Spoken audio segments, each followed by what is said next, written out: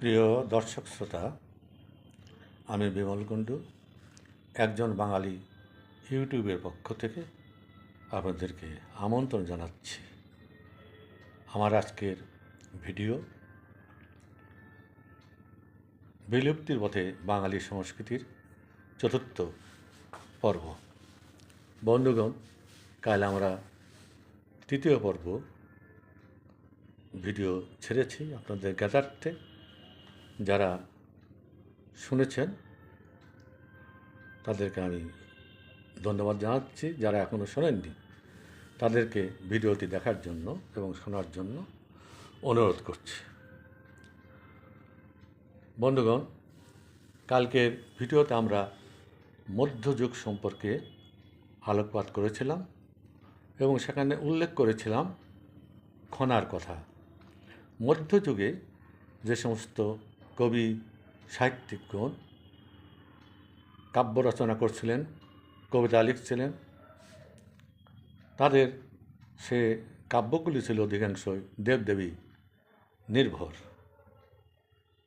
আমরা দেখিয়েছি যে সে যুগেও খনার মতো একজন নারী প্রতিভা আবির্ভূত হয়ে তিনি বাঙালি, হিন্দু, মুসলমান, বৌদ্ধ, খ্রিস্টান এদের সে সমস্যাটা তিনি বুঝেছিলেন এবং দেবদেবীকে পরিহার করে এই সর্বপ্রথম তিনি বাস্তবতার আলোকে তার কবিতা এবং কাব্যগাথা তুলে ধরেছিলেন, একদমই বাস্তব ভিত্তিক, যেগুলো গৃহস্থ মানুষের, যারা চাষি, তাদের জন্য অত্যন্ত উপযোগী ছিল। খনার বচন নামেই খনার কবিতাগুলো পরিচিত।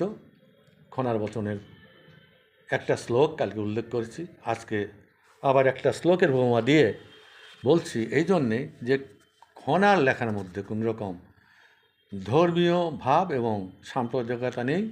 তিনি প্রথম কবি যিনি দেবদেবীকে দূরে ঠেলে দিয়ে মানুষের বাস্তব অবস্থার সঙ্গে, বাস্তব প্রয়োজনের সঙ্গে মিল রেখে তার রচনা কার্য করেছিলেন।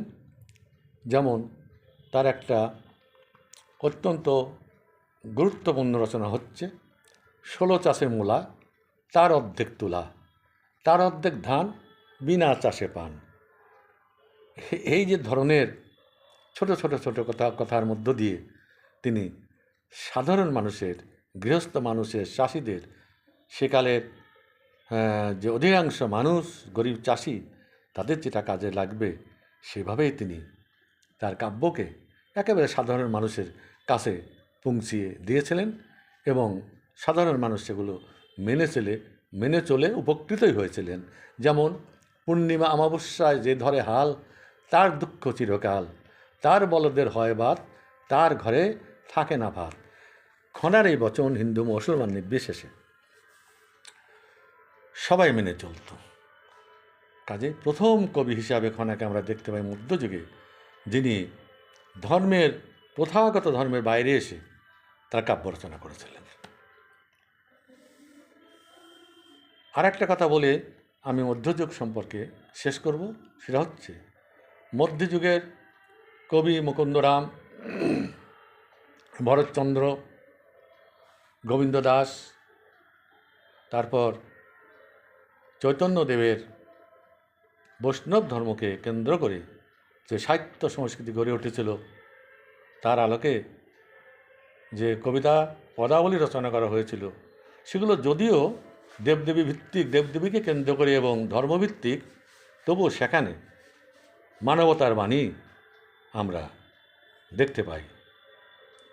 মাঝে মাঝে সেকালের কবিগণ দেবদেবীকে দূরে রেখে একদম সাধারণ মানুষের কাতারে এসে দাঁড়িয়েছেন এবং সাধারণ মানুষকে নিয়ে তাদের রচনা করেছেন।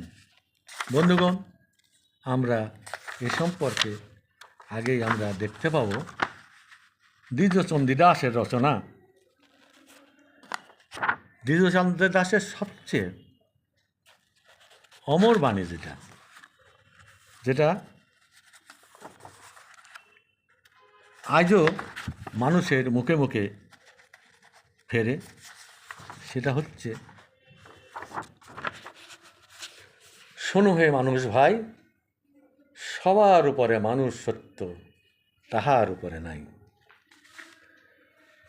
এই যে বাণী, মানবতার বাণী, এটা এখানে চণ্ডীদাস দেব দেবীকে অনেক দূরে সরিয়ে একদম মানুষের কাছাকাছি এসে মানুষকেই দেবতা হিসাবে ঘোষণা করেছেন।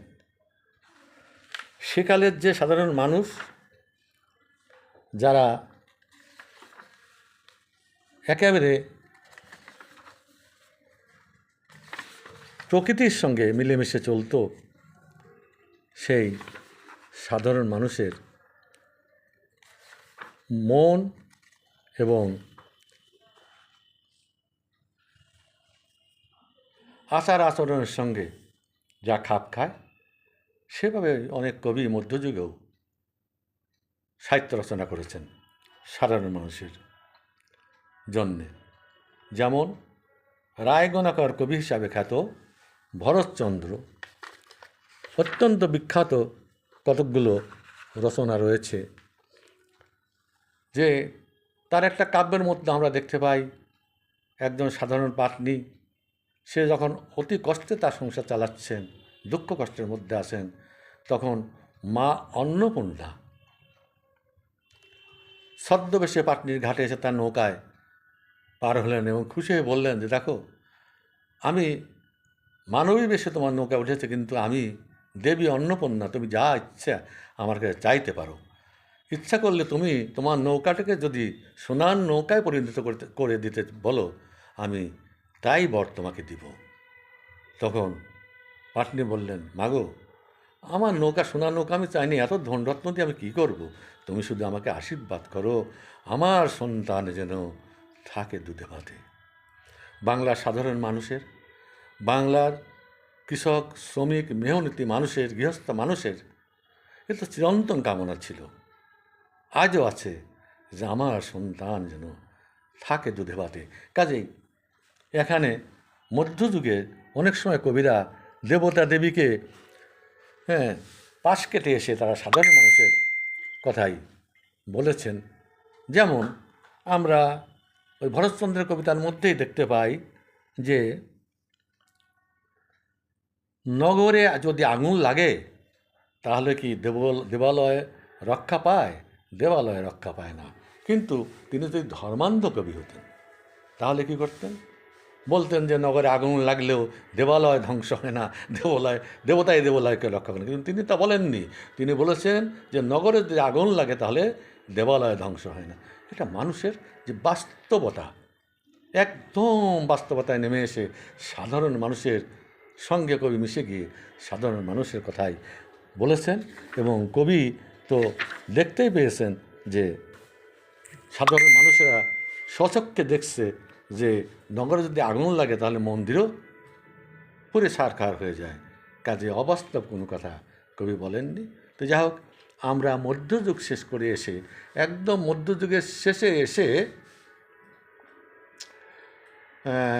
আধুনিক যুগের প্রারম্ভে বলা যেতে পারে 1800 শতক, 1760 সাল বা 1700 এদিকেই বাঙালির এক বিরাট সম্পদ বাউল সম্রাট লালন সাঁইজি আবির্ভাব ঘটে কুষ্টিয়া জেলার ছেউরিয়া গ্রামে। এখানেই তার সমাধি বিদ্যমান। লালন সাঁইজি প্রায় 2000 গান লিখেছিলেন, আধ্যাত্মিক এবং দার্শনিক। তার দর্শনকে গানগুলোর মধ্য দিয়ে ফুটিয়ে তুলেছিলেন।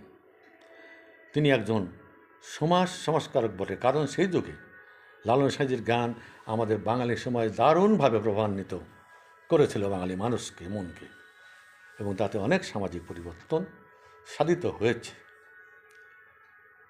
এই জন্য আমরা বলতে চাই বা বলতে পারি যে আমাদের বাঙালি সংস্কৃতির অনেকটা জুড়ে আছে আমাদের সাঁইজি লালন ফকির, তার রচনা। তিনি প্রায় 2000 গান রচনা করেছিলেন। তার গানের মধ্য দিয়ে মানবতার দর্শন ফুটে উঠেছে, অসাম্প্রদায়িক দর্শন। লালন কী যাচ্ছিলেন সে প্রশ্ন অনেকে তারে করেছে, সে উত্তর তিনি নিজেই দিয়ে গেছেন। জাত গেল বলে এ কি আজব কারখানা এই গানটির মধ্য দিয়ে। যাই হোক, লালন সাইজের বহু ভক্ত বাংলার বুকে জন্মগ্রহণ করেন, তার অনুসারী ছিলেন এবং তার দর্শন সারা দেশে ছড়িয়ে পড়ে, এপার বাংলা ওপার বাংলায়, এবং তিনি বাউল সম্রাট নামে খ্যাত হন। এই লালনের পথ বেয়ে পরবর্তীতে বাংলায় আমাদের দেশে বহু বাউলের উদ্ভব ঘটেছে, বহু বাউল গানের সৃষ্টি হয়েছে, বহু বাউল রাস্তাঘাটে গান গেয়ে বেরিয়েছেন। তো যাই হোক, লালনই কিন্তু এই বাউল সম্প্রদায়ের অগ্রপথিক। আমরা রবীন্দ্রনাথের সাহসার্যে এই বাউল সম্রাট গিয়েছিলেন, সাহসার্য পেয়েছিলেন, এবং বাউল সম্রাট লালন সাহায্যে একটি মাত্র ছবি আছে, ছবিটা অঙ্কন করেছিলেন রবীন্দ্রনাথ ঠাকুরের মেজ ভাই, যিনি শিল্পী ছিলেন। খুব সম্ভাবনার নামটা এই মুহূর্তে বোধহয় সত্যেন্দ্রনাথ ঠাকুর বা যতীন্দ্রনাথ ঠাকুর, দুইজনের একজন হবেন। যাই হোক, লালনের মানবতাবাদ কেমন, সেকালে জাতপাত নিয়ে, বর্ণ প্রথা নিয়ে সমাজের একটা ভয়ঙ্কর অবস্থা ছিল, এবং যারা নিম্ন শ্রেণীর হিন্দু মুসলমান, গরিব হিন্দু মুসলমান, তারা নিষ্পেষিত, অত্যাচারিত, নিপীড়িত ছিল। হিন্দুরা যেমন তাদেরকে দূরে সরে রেখেছিল, তাদের অচ্যুত বলে, নিম্নজাত বলে, তেমনি অভিজাত মুসলমান যারা, শাসক গোষ্ঠীর মুসলিম যারা, তারা কিন্তু তাদের মধ্যেকার কৃষক শ্রমিক যারা গরিব মানুষ ছিল তাদেরকেও দূরে ঠেলে রাখতেন। এ সমস্ত দিকে দেখে লালন সমস্ত জাতপাত, বর্ণ প্রথা, সমস্ত কিছুর বিরুদ্ধে তিনি তার দর্শন প্রচার করে গেছেন। তাই আমরা বলতে যাচ্ছি যে বাংলা সাহিত্যের এবং সংস্কৃতির অনেকাংশ দখল করে আছেন আমাদের মনের মানুষ বাউল সম্রাট লালন সাঁইজি। তো বন্ধুগণ, আমরা একদম মধ্যযুগের শেষ এবং আধুনিক যুগের প্রথমে চলে যাচ্ছি।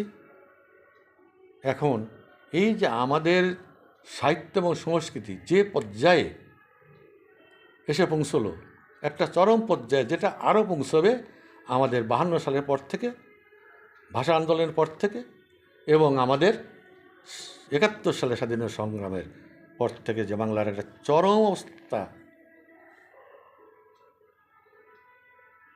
উত্তরণ ঘটবে অগ্রগতির পথে। তারপরেই বাংলা ভাষার, বাংলা সাহিত্যের উপর, বাংলা সংস্কৃতির উপর যে খড়গহস্ত নেমে আসবে মৌলবাদী শ্রেণীর মানুষের,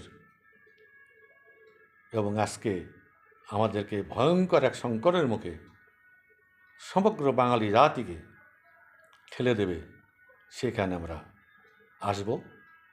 তো এখন এই পর্যন্ত আমার চিন্তাধারা, আমার নিজেরও দর্শন অনেকটা আমি মনে মনে ফলো করি লালন সাঁইজিকে। আমার সেই যে দর্শন আমি কোথায় পাবো তারে, আমার মনের মানুষ জেরে হারায় সেই মানুষে তার উদ্দেশে, দেশ বিদেশে বেড়ায় ঘুরে কোথায় পাবো তারে, আমার মনের মানুষ জেরে। আমরা যারা একটু উদাসীন, যারা কবিতা নিয়ে, সাহিত্য নিয়ে কারবার করি, একটু পড়াশোনা করে একটু জানতে চাই, তারা প্রত্যেকেই কিন্তু আমরা বাউল ভবঘুরে, এবং আমাদের মন বারবার চলে যায় লালন শাহের কাছে, লালন সাঁইজির কাছে, সমস্ত বাউলের কাছে, বাউল সাহিত্যের কাছে। সবাইকে ধন্যবাদ। জয় বাংলা, জয় বঙ্গবন্ধু।